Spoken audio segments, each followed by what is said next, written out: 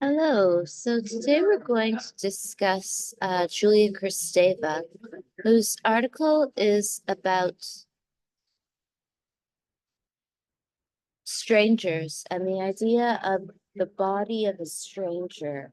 And Julia Kristeva's work has often been well cited in feminist theory and psychoanalysis. And in this article, Kristeva is really interested in the figure of the foreigner and how someone's body is imagined to be foreign to us, which could also be just the idea of a stranger, someone we do not know.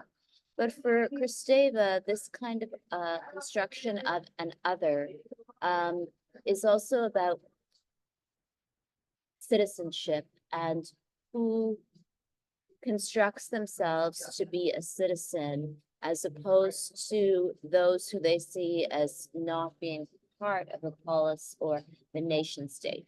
And what interests Kristeva is how the presence of others actually makes us understand ourselves to be strange. So the presence of those who do not resemble us or sound like us within a country calls into question the idea of the nation state as a pure entity. So the presence of strangers makes us realize that we are also strange to others.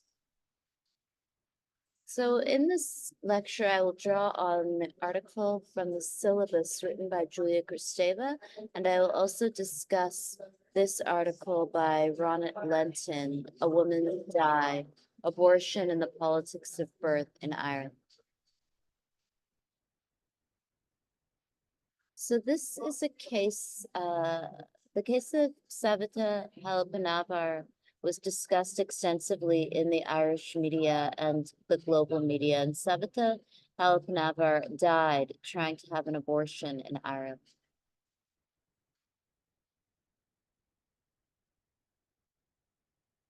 Welcome to the Inside Scoop on Bloom by Sleep Country, where sleep experts have worked tirelessly to The young woman on these banners stumbled unknowingly into Ireland's abortion grey area, and these people believe she paid for it with her life. Thousands marched in Dublin to express their sadness at the death of Savita Halappanavar and to demand legislation on exactly when a doctor is allowed to abort a fetus. She was a woman who needed our help. She needed the help of a medical team who understood what the guidelines were, that they could fulfill the Hippocratic Oath to do no harm. And they had no clarity. And they need that clarity so that they can save a life. The miscarrying 31-year-old was denied a termination in an Irish hospital and later died in agony of blood poisoning. The case has galvanised those in Ireland who say when it comes to deciding between the life of a mother and the life of a fetus, the country's laws are broken. Ireland's strong Catholic tradition means it constitutionally prohibits abortions. But in 1992, the Supreme Court decreed that if a mother's life was being endangered by carrying the baby, termination is permitted. That ruling, though, has never made it into law. Abortion is a constitutional right, as determined by the Supreme Court 20 years ago under the X case. But there's no legal underpinning of that. There's no legislation to vindicate that right. Only in certain circumstances, only when the life of the mother is at risk. And that was the determination made 20 years ago. But without legislation, it's a total grey area. And those in the medical fields are unsure as to what to do. And that's the problem. But for those on the other side of the debate, Ireland already has all the abortion legislation it needs. The clinical guidelines for medical doctors state that they can treat a woman when her life's at risk. And if that means inducing the pregnancy, then that is able to happen here already. But the momentum at the moment is with the pro-abortion rights campaigners. Ireland's ruling politicians are under immense pressure to do what 6 successive governments have avoided doing, finally legislating on the Supreme Court's ruling. Just these campaigners urging change either. The European Court of Human We'll stop it there. There were a lot of protests after Savita Halappanavar died in Ireland trying to have an abortion. So Savita Halappanavar was a dentist who immigrated from India to go to dental school and invested a great deal of money and time into the Irish economy, and then died of sepsis. And so sepsis is a disease that could have been prevented perhaps if she was allowed to have an abortion, but she was not. And the nurse in the hospital said that Ireland is a Catholic country. So if Ireland is a Catholic country, then perhaps Ireland should not profit financially from the economic investment of immigrants who could have survived if they had an abortion. So this article by Ronit Lenton, A Woman Died, is really also about the politics of racism in Ireland. And the fact that Savita was from India and pregnant, I think also poses a specific set of anxieties to Irish people and to many people in predominantly white Western countries, that it is not only about immigration, but the possibility that immigrants will have children who will be highly skilled professionals, I guess, is anxiety provoking. And also ultimately about class antagonism and economic competition. So Lenton writes, targeting sexually active Irish women was the preamble to banning and controlling migrant mothers as the producers of future generations of the quote unquote racially inferior, leading me to posit migrant mothers as the female version of some homosexual feminist suffering. So Canada, the Canadian healthcare system is still facing ongoing class action lawsuits filed by Indigenous women who have accused Canadian nurses of forcibly sterilizing Indigenous women and burning their fallopian tubes without consent in an effort to try to stop Indigenous people from being born. And I would argue that in the case of Savita Alpanavar, if you look at the things that the nurses said and did, that her death, I think, was really just about wanting to really kill a person of color, not wanting her to live her life or have a child. The official report on Halpanavar's death found that there was an overemphasis by hospital staff on her unviable fetus and an underemphasis on her detrimental health. So in the end, she died and her unborn child also died. And I think the case of George Floyd, who was murdered by the US police, is not an isolated incident. There are many times when people want to kill people of color and do not want people of color to have children, and perhaps do not want people to immigrate. I mean, the idea of racial purity and trying to construct a pure white nation is not something that is really surprising. The election of Donald Trump to the position of President of the United States of America led to a rise in neo-Nazism, and hate crimes against people of color also rose. During the global pandemic, many people assaulted Asian people and attributed COVID-19 to certain ethnic groups. So abortions have been banned throughout the United States of America, and the legal precedent is the Dobbs ruling, which overturned Roe versus Wade in several states in America. There are many states in America that have completely banned abortion. There are other states that have only partially banned abortion. 21 states ban abortion or restrict the procedure earlier in the pregnancy than the standards set by Roe versus Wade, which governed reproductive rights for nearly half a century until the Supreme Court overturned the decision last year. In many states, the fight over abortion access is still taking place in courtrooms where advocates have sued to block bans and restrictions. Other states have moved to expand access to abortion by adding legal protections.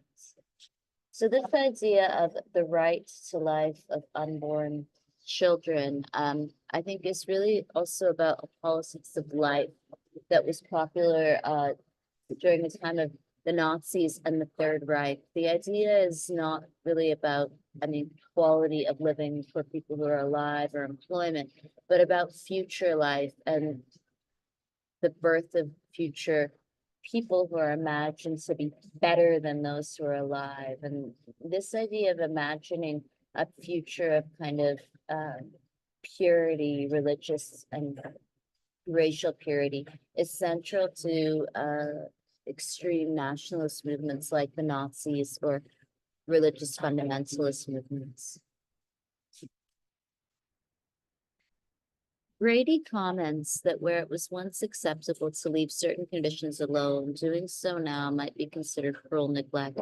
But she goes on, medicalization transforms people into patients and creates new markets for specialty clinics, diagnostic tests, pill shots, self-help books, diet plans, and the ultimate cash cow, regular medical monitoring. She recognizes that medicalization may be promoted by apparently irresistible economic incentives, but that this additional treatment may harm patients. She concludes by pointing out that conditions for which medical treatment is offered may not be diseases at all, but merely the expression of human diversity. So I'll make sure to post the exact reference online. And there are many commentators who have emerged in the media and in scientific articles who have discussed abortion in detail after the Dobbs ruling. Medicalization is also familiar from the women's health movement and from the sociology of medicine, both of which have underlined medicine's tendency to define normal events in women's lives, such as menstruation, pregnancy, and menopause, and natural states such as small breast size as pathological and requiring medical attention. Unsurprisingly, this critique goes deeper, pointing out how such medicalization controls women and deflects attention from unjust social conditions that prevent us from flourishing or even oppress us. So medicalization of women has historically been used as a political tool. So a lot of medicalization, especially debates regarding abortion and lack of abortion, are also a form of class antagonism. So the rise of women's legal right to vote and work also corresponded with lots of anxiety regarding the health of women, which was never really about health for people who would work for a living. It was about the health of people who would stay home and have children and not be economically competitive. Peter Conrad defines medicalization as seeing a problem in medical terms, using medical language to describe a problem, adopting a medical framework to understand a problem, or using a medical intervention to treat it.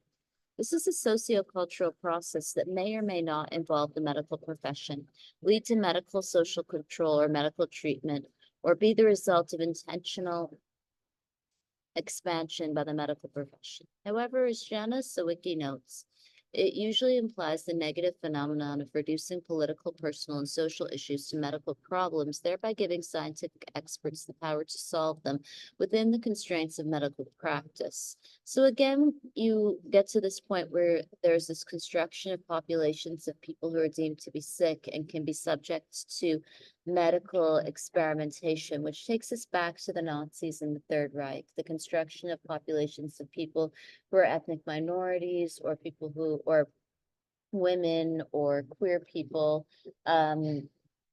people who are religious minorities who can be used for medical experimentation. And this was central to the Third Reich and to the Nazis.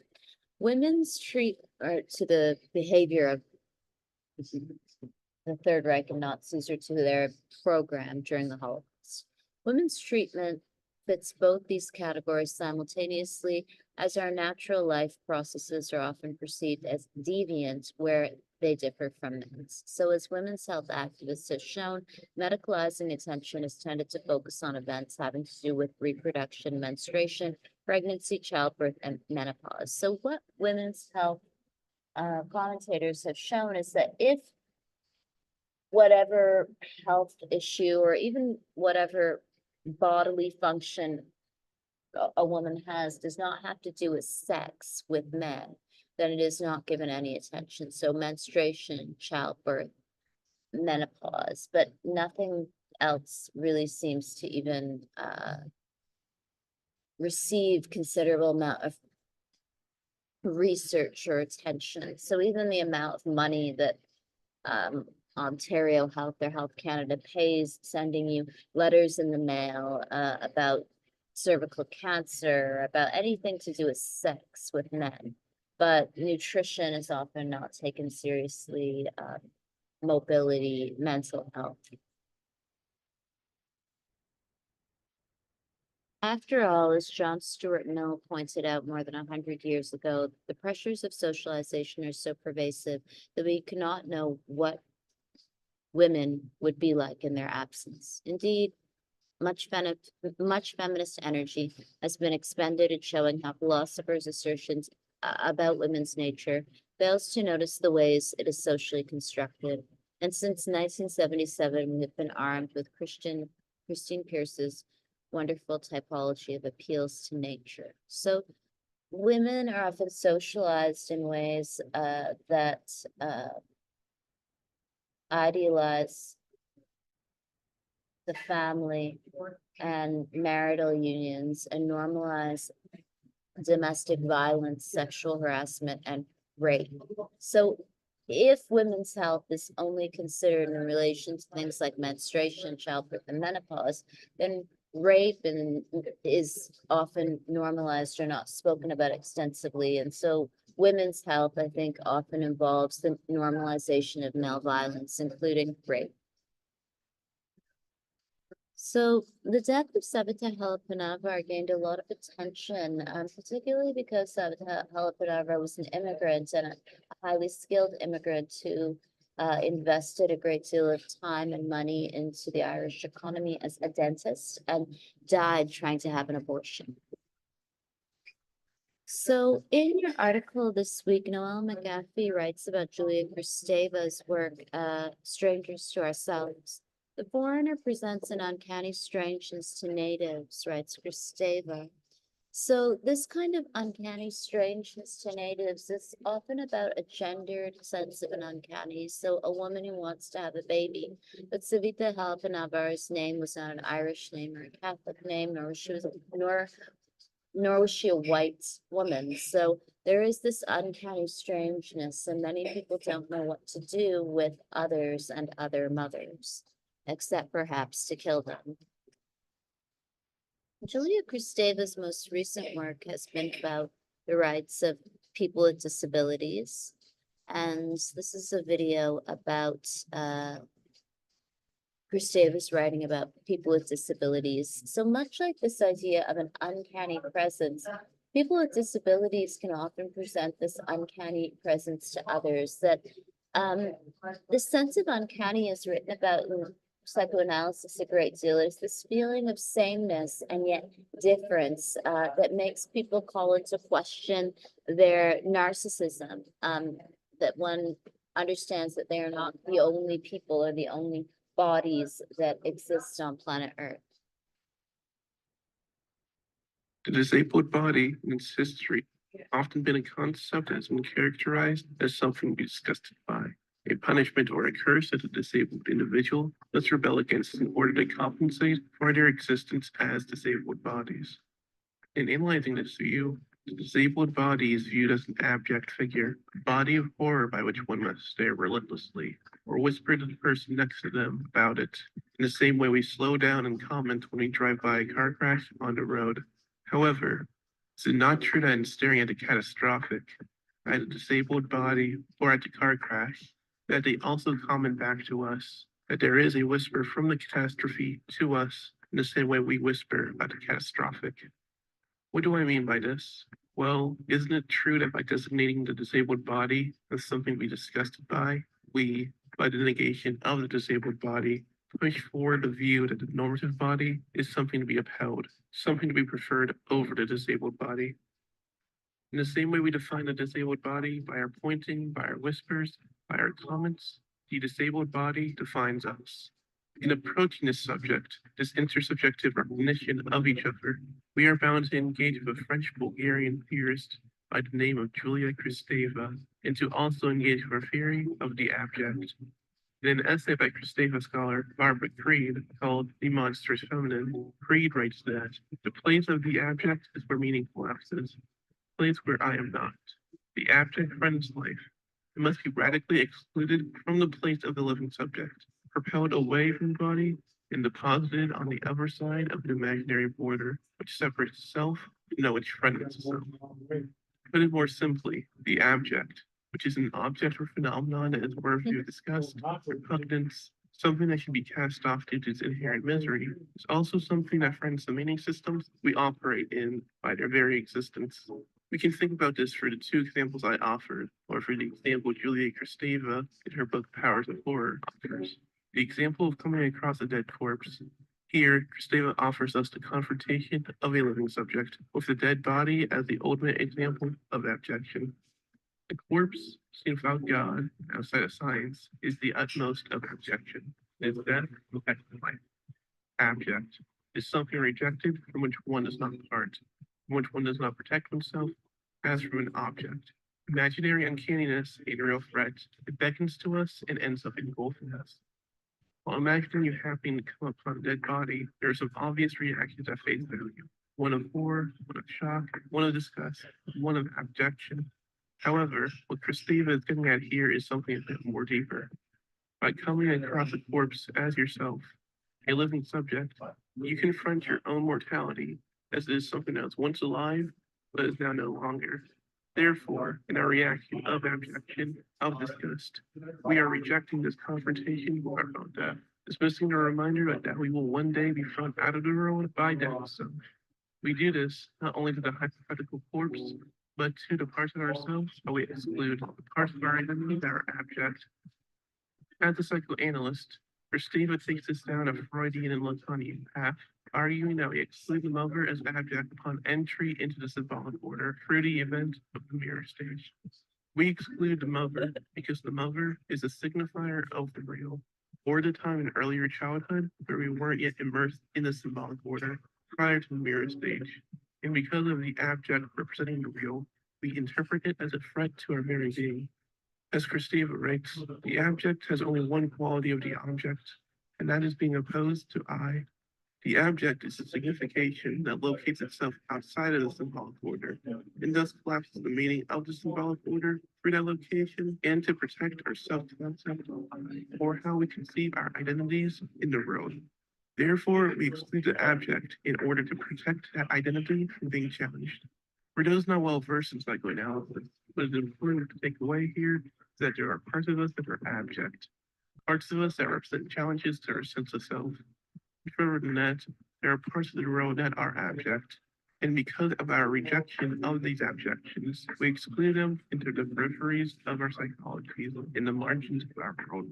Here, we can think of the corpus once again in our general fear of death. Those people do not want to die and actively take steps towards not dying by taking measures of safety.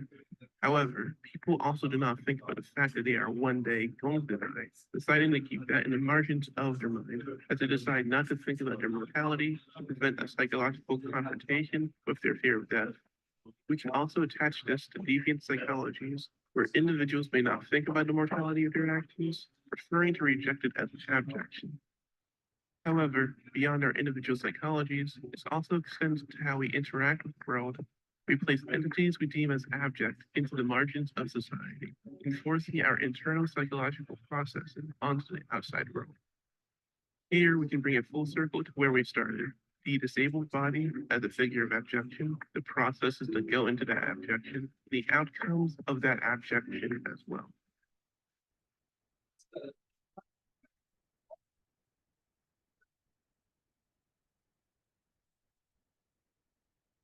So Kristeva's work then follows this trajectory where she often discusses this idea of otherness in psychoanalytic terms and turns back to an analysis of what otherness means to oneself. So fears of death, fears of immigration for Julia Kristeva, fears of people with disabilities are really about our own kind of very fragile sense of self and fears of our own mortality.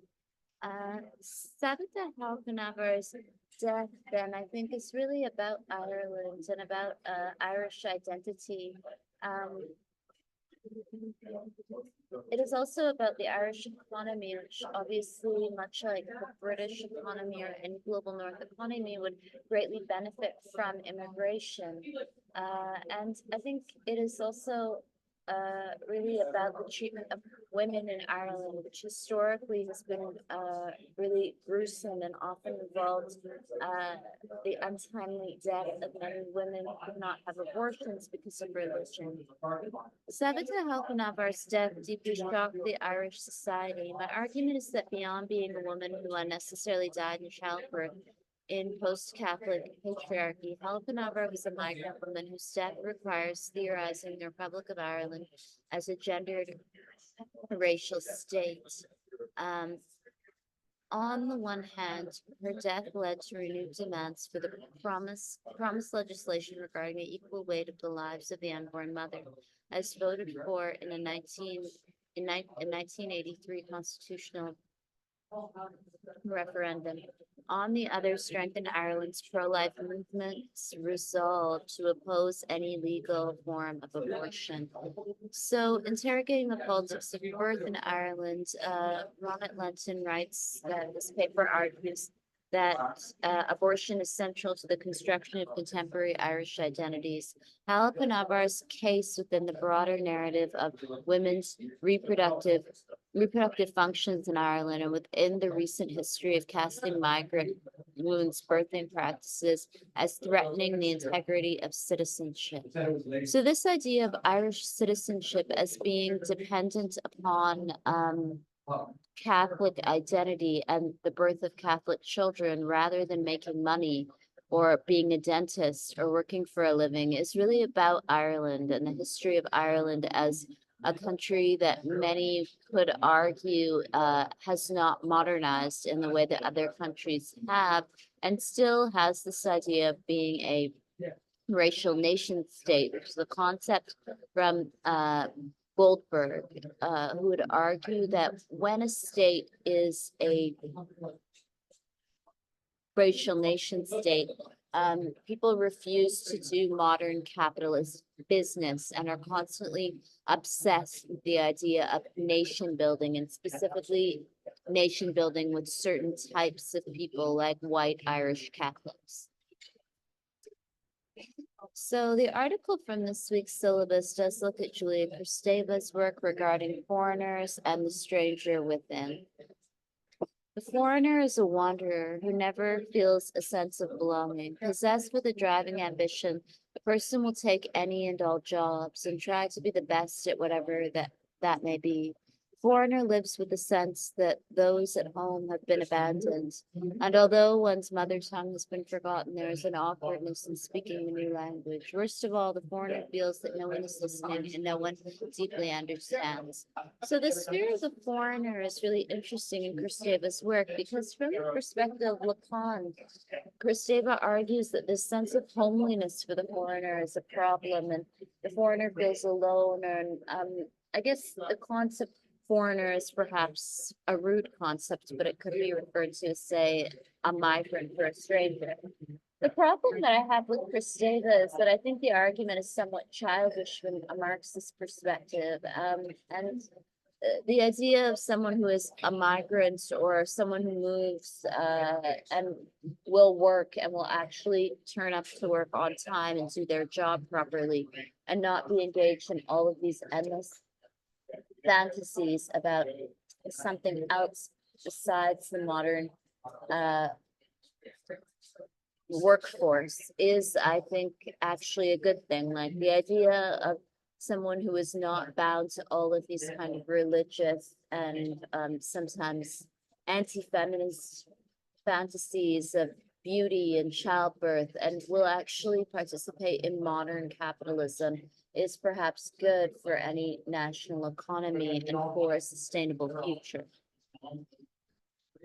Ireland has a long history of pitching good Catholic married mothers versus bad unmarried mothers. However, Savita Halpinavar died not merely as a woman whose reproductive practices are controlled by Irish patriarchy, but as a migrant woman whose body is othered, as emerged from the debates around the citizenship referendum, which made gendered Black bodies central to the rearticulation of Irishness as white supremacy. Since mothering carries a property of otherness, I frame women as m/others mothers, denoting their otherness. So, Lenton writes about Ireland's biopolitics, and biopolitics is mentioned as a term from Michel Foucault that we've discussed, which corresponds to a certain necropolitics. So the building or the attempts to build an Irish Catholic or Protestant nation state has involved this kind of act of aggression against women, and in support of women's role as what Michel Foucault would call the species body, who can have children and who are valued for their reproductive capacity. This has obviously affected the treatment of Irish women in education and in the workforce. Historically, Ireland's biopolitics of birth involved incarcerating thousands of quote fallen women in Magdalen laundries run by religious orders between 1922 and 1996, with the full knowledge of the state and what Ireland's premier called in his public apology a cruel and pitiless Ireland. More recently, responding to moral panic about migrant women childbearing against the state. I would also argue from my own experiences having gone to Ireland and worked in the United Kingdom as a researcher that a lot of addiction issues and mental health issues in Ireland are also about religious nationalism and about the refusal to ban abortion. Much like countries in the global south, the economy will never work properly if people are valued for their reproductive capacity as, say, Irish mothers, and cannot sell their labor. After briefly outlining the ramifications of what became known as the X case, this paper argues that the birthing and reproductive functions of women in Ireland have always been policed, controlled, and abused, and that the racial state is also a state of exception where some populations are cast as what Giorgio Agamben calls bare life or homo sacer, at the mercy of sovereign power. So depending on the political time period in Ireland, different groups of people, and specifically women, can be subject to state policing. Protestant or Catholic women, migrant women. The healthcare system is obviously really unstable. So the nurse in the Hal-Canavar case is said to have stated, and in a court of law, people have testified that the nurse has told Savita Hal-Canavar, this is a Catholic country and you can't have an abortion, and that she did die. So I'll finish by discussing feminism and bioethics. So the banning of abortion throughout the United States of America, debates regarding abortion in Ireland, and ongoing cases like the Me Too movement that discuss sexual harassment and rape in the workplace lead us to think about bioethics and feminism. The need to reject appeals to nature as guides to action has long been clear in bioethics. Defining states of affairs as natural or normal implies nothing about how to deal with them. When we learn that African American women in the United States die more often in childbirth than white women, and that horrifying numbers of third world women are dying as we speak, nobody concludes that preventative action would be morally intrusive. Yet we tend to be bewitched by the claim that menstruation or pregnancy are natural processes and thus inappropriately dealt with in the medical realm. So obviously this idea of nature does not again correspond to modern capitalism, that one can have a natural menstrual cycle, but if you are poor, then obviously your access to menstrual health will be determined by class position. So India is a country that is kind of well known in Orientalist media as being natural and spiritual. Yet many women who don't have access to menstrual health and reproductive health could die giving birth to children, and could also have severe pain and gynecological problems without any access to medical technologies. The pro-choice movement itself has reinforced the medicalized conception of abortion. covertly appearing to something like the enormously broad World Health Organization definition of health. This is not a criticism, although in retrospect, I believe that this was a mistaken strategy, since it means that what I see as the central political battle, arguing that women's access to abortion is necessary for the kinds of self-determination that men take for granted, remains unfought. So this idea of self-determination, I think, is central to ideas of women in health. The pro-choice movement has kind of appealed to these broad definitions, but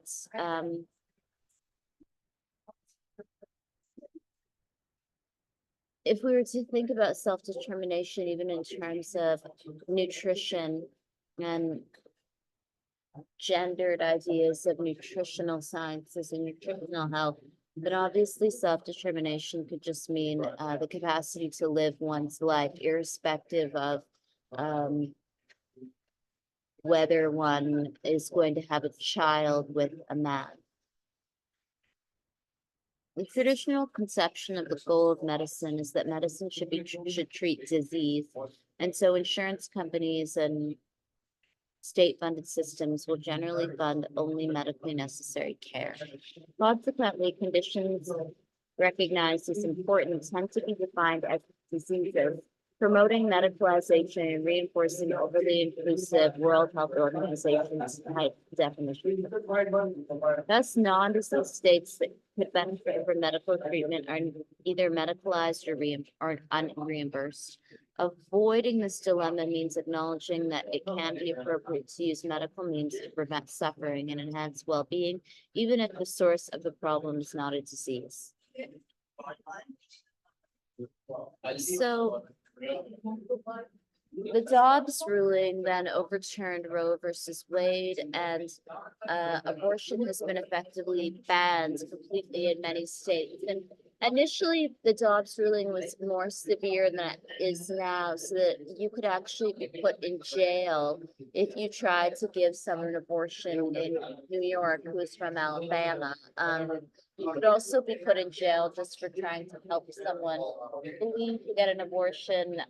Even trying to have an abortion could lead to criminalization. And this has obviously been changed. So New York has passed comprehensive laws. So if you were in Alabama or any state, even if you're in Ireland and you want an abortion, you can go to New York City. It's a city that people have heard of.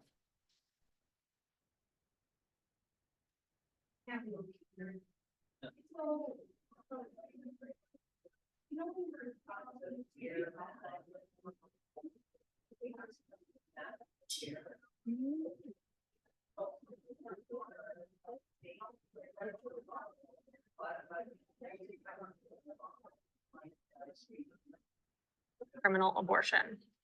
So this is a clip of medical people after the Dobbs ruling, and many of these people are trained OBGYNs who have been trained to try to give their patients the best healthcare, including people who are raped and want an abortion, or people who could die if they're forced to give birth to children.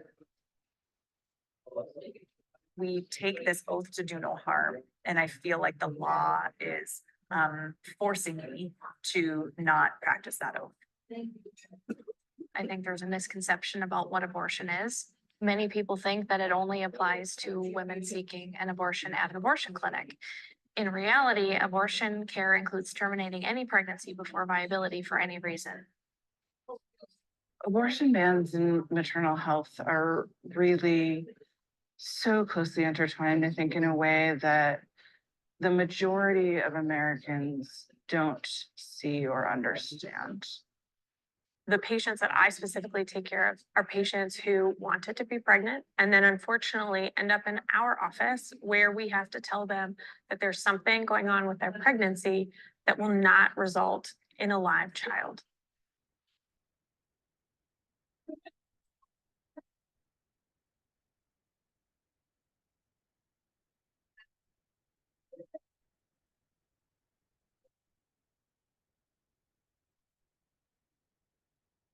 person who performs or attempts to perform an abortion commits the offense of criminal abortion. Criminal abortion is a Class C felony. Any person other than the mother who intentionally destroys the life of an unborn child is guilty of a Class H felony. An abortion may be performed by a physician when necessary in professional judgment to prevent the pregnant female's death. When I first read the law, I interpreted the law as meaning there are exceptions for preventing maternal death, rape, and incest. When you actually read the law, it says that they are affirmative defenses, which means that those are not exceptions. What that means is that you are charged with an abortion, you have to go to court and prove justification. So instead of innocent until guilty, you are actually guilty until you're proven innocent. When I think about this law, it's disconcerting. It was written in 1849 before a lot of modern medicine was practiced, before we had ultrasounds, before we have a lot of the common day diagnoses that we see on a day-to-day basis. I have to think about all of that because at the end of the day, not only is it a Class C felony, but the Tennessee Medical Board could take my license away. We're in a true catch-22 where my livelihood is truly being pitted against being able to take care of people and my ability to take care of other patients. Because if I'm in jail or have a felony or don't have a medical license, I can do no good for anyone. In the state of Colorado, abortion access is protected compared to much of the rest of the country. But the thing that's hanging over all of us that are providing abortion care in Colorado is in many ways what legal threat follows our patients when they're traveling. At what point is she at risk of dying? At what point can I actually intervene without fearing criminal charges?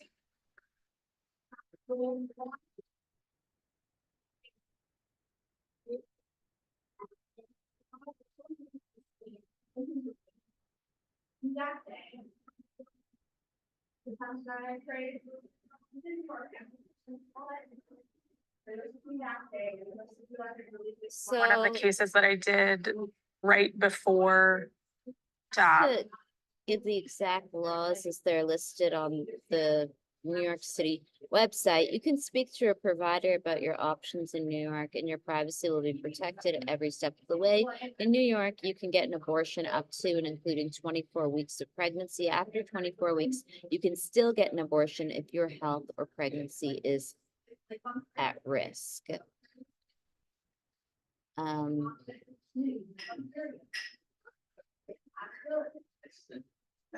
So abortion is legal at all stages of pregnancy in New York, although abortion after the point of viability requires the physician's approval. Abortion was legalized up to the 24th week of pregnancy in New York in 1970, 3 years before it was legalized for the entire United States, with the Supreme Court's decision in Roe versus Wade in 1973. The Reproductive Health Act passed in 2019 in New York further allows abortions past the 24th week of pregnancy if a woman's life or health is at risk or if the fetus is not viable. However, since these exceptions are not defined by the law and the law carries no criminal penalties, abortion is effectively legal throughout pregnancy. The number of abortion clinics in New York, for which more than half of all patient visits are for abortion, declined from 302 in 1982 to 95 in 2014, but increased to 113 in 2017. So New York has done a great deal to protect civil liberties, and this was also true after attempts to ban certain groups of people from the United States of America during during the presidency of Donald Trump. Was a patient who had been transferred to me because she was bleeding. She was 19 weeks pregnant. And by the time she got to us, she lost a significant amount of blood. There was no time for me to stop and call a lawyer and make sure what I was doing was legal. I made a decision because she was going to bleed out in front of me otherwise. We had a patient recently whose fetus had a diagnosis of anencephaly, meaning that sort of the top part of the fetus's skull had not formed. This is a lethal diagnosis. This is not something where that baby can survive outside of the womb. So abortion in Canada is legal throughout pregnancy and is publicly funded as a medical procedure under the combined effects of the Federal Canadian Health Act and provincial health-related systems. Dobbs ruling, we would have been able to care for her at the same hospital where she delivered her last two children. Now, because that fetus still had cardiac activity, we had to refer her out of state. I have multiple patients that have multiple medical conditions that have had blood clots, heart failure, heart valves replaced. I had one patient ask to me, "Doctor, what is your plan B if something goes wrong with my pregnancy in the next 5 weeks?" I told her that my care for her is not going to change at all. She's still going to have every single option available to her, even if that takes me sending her out of state. Canada is one of the few nations with no criminal restrictions on abortion. Abortion is subject to provincial healthcare, regulatory rules, and guidelines for physicians. No provinces offer abortion on request at 24 weeks and beyond, although there are exceptions for certain medical complications. Really truly seeing people from everywhere, people that have dangerous complications of the placenta that mean that they are bleeding regularly, bleeding heavily, but because they are not dying yet, which I cannot believe, I have to say, you're not dying yet, they cannot access safe abortion care in their home state. So stop there. Either feminists and our moral allies change the culture of medicine, or we must be resigned to the unacceptable status quo for women's health. And although no contemporary society is anything like a feminist paradise, some of what has been achieved would have looked utopian 50 years ago. The sort of changes I argue for here would greatly improve women's care and are therefore morally obligatory. I'll put the references online. It's from a secondary source about women's health. I taught a class about gender and science at Emily Carr University of Art and Design in Vancouver last semester online. So they would also partially mesh with the broader progressive critique of the so-called biomedical model, which addresses contemporary medicine's tendency to see the body as a collection of parts and body and mind as completely separate. The biomedical model also focuses on individuals separate from their social context, prefers action rather to watchful waiting, cure rather than prevention, heroic technical fixes and individual solutions to political or social problems. These tendencies are themselves consequences of beliefs and institutions in need of critical attention and change. So at the core of Julia Kristeva's work are these questions about what it means to truly be a human being. And from a feminist perspective, Kristeva is interested in the ways that women present this sense of uncanniness to others, and even to other women who do not see adult women as being fully human in comparison to men. And this argument then allows Kristeva to think about how racism also works in this way, that the only man who is like, the only person who is a true human, who is granted full personhood, full rights to sell their labor, is the most privileged man in a society.